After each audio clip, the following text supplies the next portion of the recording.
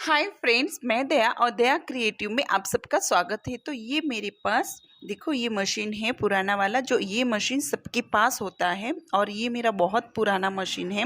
तो इसके ऊपर ज़्यादा काम करने में नहीं आता है, तो इसकी मैं आज सफाई करने जा रही हूँ। इसमें अगर धागा अटक रहा है वो, तो आप इसकी अच्छे से सफाई कर सकते हो। और साइड में जो मशीन दिख रहा है उसकी ज़्यादा सफाई करने की मुझे कोई ज़रूरत नहीं पड़ती, लेकिन इस मशीन में तेल देना बहुत इम्पोर्टेंट होता है और इसकी देखभाल करना बहुत इम्पोर्टेंट होता है। तो देखो, यहाँ पे मैंने ये जो कलर काम में यूज़ करते हैं, पेपर पॉलिशिंग आता है, वो मैंने लिया है। ये भी बहुत आपको काम आ सकता है इस मशीन में। और इस प्रकार से ये बर्ड्स आती है, तो आप बर्ड्स का यूज़ बहुत अच्छे से यहाँ पे कर सकते हो। और ये तेल लिया है मैंने कटोरी में, इसके साथ ही ब्रश लिया है। और ये देखो, ये दोनों स्क्रू लिए हैं और ये बॉबिन है। देखो, इसमें भी बहुत सारा गंज लगा हुआ है जो मशीन के अंदर ही पड़ा हुआ था। तो इसकी वजह से इस मशीन का मैं आज बहुत अच्छे से सफाई करने वाली हूँ और इसके ऊपर वीडियो भी बनाने वाली हूँ।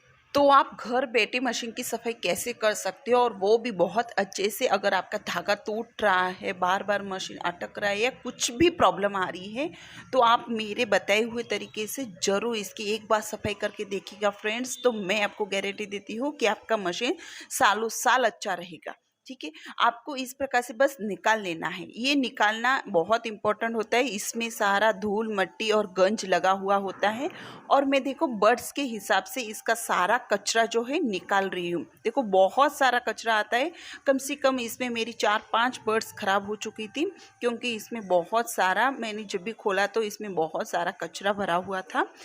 तो मैं यहाँ पे मोबाइल की जो लाइट होती है उसके हिसाब से, क्योंकि अंदर तक ये लाइट नहीं जा रही थी, तो मैं थोड़ा डीप क्लीनिंग करनी थी, इसीलिए आपको बता भी रही हूँ और डीप क्लीनिंग भी कर रही हूँ।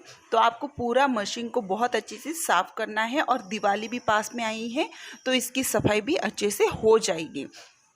तो यहाँ इसीलिए मैंने टाइम निकाल के इस मशीन को आज सफाई करने का सोचा है।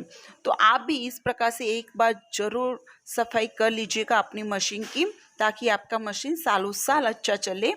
तो यहाँ पहले आपको ब्रश ही लेना है। ब्रश से क्या होता है कि जो कचरा होता है, जो भी आपकी धूल मिट्टी होती है, उसमें आ जाती है, चिपक के तुरंत सब आ जाती है।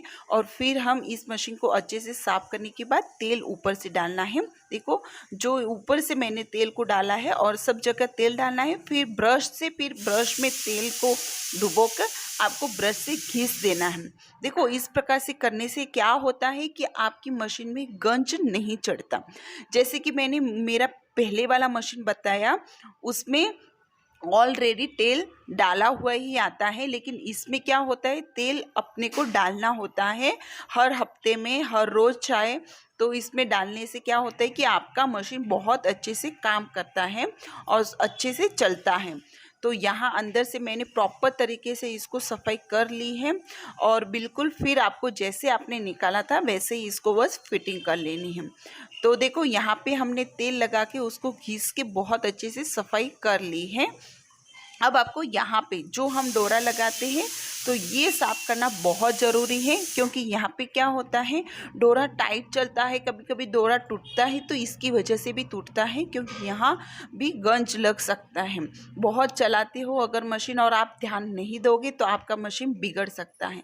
देखो, इस प्रकार से ये गंज लगा हुआ है मेरे सारे इस पार्ट्स को। तो ये सारे पार्ट्स आपको तेल में मैंने ब्रश को डुबाया है और ब्रश से घिसना है। इससे क्या होता है, सारा उसका जो कचरा होता है वो साफ़ हो जाता है। देखो, इस प्रकार से एकदम क्लीन हो जाता है और बहुत सारा कचरा निकला है फ्रेंड्स इस मशीन से। सिर्फ थोड़ी सी सफाई की है और फिर भी मेरा जो मशीन है बहुत अच्छे से मैंने इसको सफाई की है।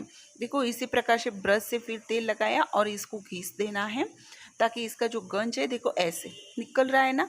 आपको मैं कचरा भी दिखा रही हूँ कि कितना निकल रहा है। पूरा जो होता है वो सारा इसमें आपको डस्ट दिखाई देगा। और तेल ही लेना है। तेल से क्या होता है, सारा जो कचरा होता है वो अपने आप चिपक के इस आपके रुमाल में, कॉटन का कोई भी रुमाल लीजिएगा और उससे पोंछिएगा। और फिर जैसे भी आपकी मशीन में वो फिटिंग था, सारे पार्ट्स आपको उसी प्रकार से उस पार्ट्स को रख देने हैं। देखो जैसे आपने खोले थे बिल्कुल वैसे ही उन पार्ट्स को लगाना होता है। तो खोलते वक्त आपको ध्यान जरूर देना है, थोड़ा बहुत ध्यान जरूर देना है कि आपने पार्ट्स को किस प्रकार से खोला है और वैसे ही आपको सारे पार्ट्स फिर एडजस्ट करने होते हैं। ठीक है, तो इस बात को बिल्कुल मत भूलिएगा। तो अब मैं बॉबिन को लूँगी और देखो ये बॉबिन जो है वो मशीन के अंदर ही पड़ी रही थी और शायद आपके साथ भी ऐसा हुआ होगा। तो मशीन के अंदर पड़ी रहने से उसमें भी गंज लगा हुआ था और बहुत सारा देखो कचरा निकल रहा है। मैंने बर्ड्स के हिसाब से सारा इसको साफ़ किया पहले, क्योंकि इसमें भी बहुत ये ख़राब हुई थी और आजकल ये बॉबिन महंगी भी आती है और ये बॉबिन काफ़ी अच्छी थी ऊपर से और अंदर से। बस इसको बहुत मेहनत से मैंने इसको सफाई की है और इस बॉबिन की सफाई करना बहुत इम्पोर्टेंट होता है फ्रेंड्स। ये छोटी चीज़ है लेकिन बहुत इम्पोर्टेंट चीज़ होती है ये भी आपकी मशीन के पार्ट्स की। तो इसको भी अच्छे से सफाई करना, बहुत ध्यान से इसको सफाई करना होता है। अब देखो इसके नीचे से ये, ठीक है, आपको नीचे से यहाँ पर भी आपको ये ब्रश घिसना होता है पूरी तरह से, क्योंकि यहाँ पर भी देखो पूरा कचरा जमा हुआ होता है बिल्कुल। अगर आप निकाल सकते तो ऊपर का जो पार्ट्स होता है उसको भी आप निकाल सकते हो, लेकिन वो मुझसे निकल नहीं रहा था तो मैंने ऐसे ही उसको घिस लिया पूरा अच्छे से। और फिर आपको क्या करना है, मशीन को हम उल्टा करेंगे थोड़ा सा, क्योंकि अच्छे से सफाई करेंगे इसके नीचे से भी। और यहाँ पर भी बहुत सारा कचरा अंदर से फंसा हुआ था, क्योंकि हम सिलाई तो करते रहते और ध्यान नहीं देते, तो उसकी वजह से जो मशीन होता है फिर धीरे धीरे टाइट होने लगता है, फिर इसमें प्रॉब्लम आने लगती है। तो बस यही कारण होता है। और तो मशीनों की सफाई करना बहुत ज़रूरी होता है, उसमें तेल डालना भी बहुत ज़रूरी होता है फ्रेंड्स। और इसकी जो कचरा जो होता है उसको साफ़ करना तो बहुत इम्पोर्टेंट होता है, क्योंकि जब भी हम सिलाई करते हैं तो ये कचरा कहीं ना कहीं फंस जाता है और ये फंसने की वजह से हमारा मशीन जो होता है बहुत टाइट चलता है। एक बार ऐसे सफाई करोगे तो आपका मशीन बिल्कुल स्लो चलेगा, बिल्कुल फास्ट भी चलेगा, अच्छे से चलेगा। तो मैं ये सफाई आपको इसीलिए बता रही हूँ कि आप भी सीख सके घर बैठे और किसी मैकेनिक की कोई ज़रूरत नहीं होती फ्रेंड्स। आप खुद अपने आप से थोड़ा बहुत काम कर सकते हो और इसमें सफाई करने का मज़ा ही कुछ और होता है, क्योंकि हम अपने हाथ से बहुत अच्छे से सफाई कर सकते हैं। और फिर ब्रश में आपको तेल को डुबाकर फिर सारे पार्ट्स को आपको घिसना है तेल से और ब्रश से, ताकि उसका जो कचरा और भी निकला है वो निकल जाए। और फिर देखो इसे कॉटन की हेल्प से रुमाल के आप इसे साफ जरूर कीजिएगा, एक बार फिर से तेल लगा हुआ पूरा साफ कीजिएगा ताकि वो निकल सके। पूरा अच्छे से आपको डीप क्लीनिंग करनी है मशीन की। तो फिर आपको जो सफाई हो जाती है फिर आपको तेल देना है, तेल देना बिल्कुल मत भूलना। अब हमने इसको तेल दे दिया है, बस अब आपको इसको पूछना नहीं है, ठीक है। तेल दे दिया है आपने और फिर आपको फिर से सीधा कर लेना है मशीन को और डाल देना है। तो देखो यहाँ पे मैंने मशीन को फिर से डीप क्लीनिंग की है और तेल दे रही हूँ फिर से ऊपर से पूरी। और आपको तेल ज़रूर देना है मशीन को ऊपर से। और ये जो है हमारा पॉलिश पेपर, उसको थोड़ा सा मैं टुकड़े में काट रही हूँ। और पॉलिश ये जो होता है ये बहुत काम आता है। सबसे इम्पोर्टेंट, जहाँ भी आपको गंज दिख रहा है वहाँ आप घिस सकते हो। तो यहाँ मेरा थोड़ा ब्लैकनेस था तो मैंने यहाँ पे घिस के इसको सफाई कर ली। देखो इस प्रकार से मैंने यहाँ इसकी सफाई कर ली। अब फ्रेंड्स आपको क्या करना है, पॉलिश पेपर को लेना है और तेल में डुबो के आपको जो कैंची है उसके ऊपर घिसना है, ठीक है। आपके पास जो कैंची है उसके ऊपर आप ये पॉलिश पेपर बिंदास तरीके से घिसिएगा। जितना अच्छे से घिस पाओ उतना अच्छे से इसको घिस लेना है। देखो ये पूरा गंज को साफ कर देता है ये पॉलिश पेपर, लेकिन आपको तेल में डुबोना है और तेल में डुबो के आप इसकी घिसाई कर सकते हो अच्छे से। और इसकी एक और इम्पोर्टेंट बात क्या होती है फ्रेंड्स, कि आपकी अगर कैंची की धार कम चल रही है या कैंची दबा दबा के चल रही है तो इस प्रकार से करने से आपकी कैंची की धार भी बढ़ती है, बहुत अच्छे से बढ़ जाती है। क्योंकि देखो अंदर की तरफ एक गंज लगता है और ऐसे बहुत सारा गंज मेरी इस कैंची में लगा हुआ था, पूरे में लगा हुआ था फ्रेंड्स।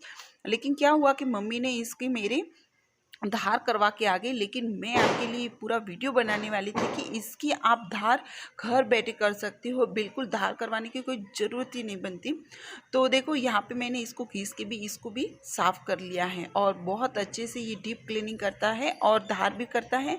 अगर आपको टाइमिंग नहीं है तो आप ये नुस्खे को ज़रूर ट्राई कीजिएगा, इस उपाय को एक बार ज़रूर ट्राई कीजिएगा। और यही पेपर लेके मैं अंदर से इस बॉबिन को भी अंदर से साफ़ कर रही हूँ ताकि थोड़ा सा इसमें भी गंज लगा हुआ होगा तो वो भी निकल जाए। और ऐसा करने से क्या होगा, जो अंदर की केस होती है वो फ्रीली चलती है, एकदम से अच्छे से फ्रीली चलती है। इसके लिए आप इस पेपर को राउंड में करके इस प्रकार से घिस सकते हो और ऐसे स्क्रू के हिसाब से अंदर से फिर से डीप क्लीनिंग इसकी कर सकते हो। देखो यहाँ पे अंदर से बहुत सारा गंज निकल चुका है। तो फ्रेंड्स, ये जो पॉलिश पेपर है ये भी आपको बहुत काम आता है मशीन में, तो इम्पोर्टेंट होता है। अब इसमें भी मैंने तेल को डाल दिया है और ये बॉबिंग कैसे यहाँ पर भी मैं थोड़ा सा इस पेपर को घिस लूँगी ताकि इसके ऊपर जो थोड़ा बहुत लगा हुआ होगा गंज या कुछ भी, तो वो भी अच्छे से साफ़ हो जाए और इसकी पॉलिश बढ़ जाए। तो ये पॉलिश पेपर इसका नाम है क्योंकि ये पॉलिश करता है हर चीज़ को। तो आपको इस प्रकार से पॉलिश जरूर करना चाहिए और मशीन की इस प्रकार से मेरे बताए हुए तरीके से आप डीप क्लीनिंग एक बार जरूर कीजिएगा फ्रेंड्स। और अब ये बॉबिन मेरी बहुत अच्छे से चल रही है और इसके अंदर से धागा भी बहुत अच्छे से निकल रहा है क्योंकि ये मशीन बहुत टाइटली चल रहा था। तो मैंने सोचा कि आपको ये सारा मैं प्रोसेस बता दूं कि मैं मशीन को कैसे साफ़ कर सकती हूँ, क्योंकि ये बताना भी बहुत इम्पोर्टेंट होता है हमारी सिलाई मशीन के लिए। तो यहाँ पे देखो मैंने मशीन को बहुत अच्छे से साफ़ कर लिया है इसको अच्छे से। अब आपको क्या करना है, सबसे इम्पोर्टेंट बात, अब आपको मशीन को इस प्रकार से चलाना है, क्योंकि फ्रेंड्स जब भी हम तेल डालते हैं मशीन में पूरी तरह से डीप क्लीनिंग करते हैं तो आप जितना उसको चलाओगे तो हो जाएगा ये मशीन बहुत अच्छे से और भी काम करने लगेगा। तो पहले आपको इस प्रकार से चलाना है कपड़े को लेके और फिर बस ऐसे ही चलाते रहिएगा थोड़ी देर के लिए। तो हमने जहाँ भी इसमें पूरे में तेल डाला है वो सारे पार्ट्स इसके एकदम फ्री हो जाते हैं। तो ऐसे इस प्रकार से आपको मशीन की डीप क्लीनिंग करनी है।